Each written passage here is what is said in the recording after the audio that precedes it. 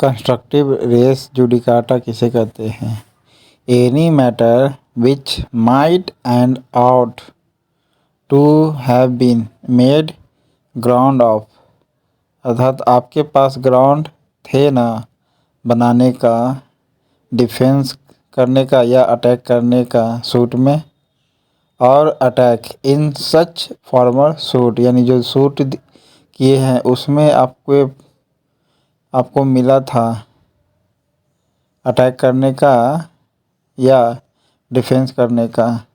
Shell be deemed to have been, shall be deemed to have been a matter directly and substantially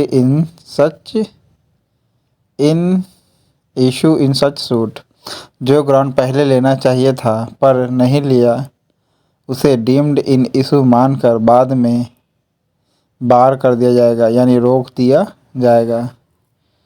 deemed in issue, या deemed इन issue का मतलब है कि उसे अब भले छुपाए हैं। ओके, छुपाने के कारण क्या क्या होगा, इसको डीम्ड इन इशू माना जाएगा। ओके, यानी आपने उसको नहीं माना, इसलिए क्या होगा, रोक दिया जाएगा। Constructive res judicata any matter which might and ought to have been made ground of और अटैक,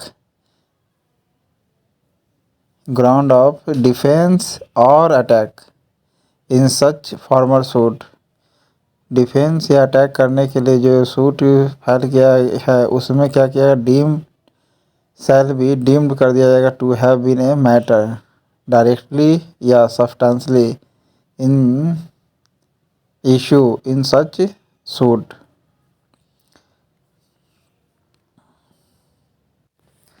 फाइनली ये कहा जाए कि कंस्ट्रक्टिव रेस जुडिकाटा उसे कहते हैं कि डिफेंस या अटैक में जो भी आपके पास ग्राउंड था पर उसको आपने नहीं लिया तो उसे बाद में क्या कर दिया जाएगा, डीम्ड कर दिया जाएगा, यानी रोक दिया जाएगा। डीम्ड इन इशू मानकर बाद में क्या कर दिया जाएगा, यानी छुपाने का बार कर दिया जाएगा, या फिर आपने स्टेप नहीं उठाया तो डीम्ड इन इशू कहलाएगा।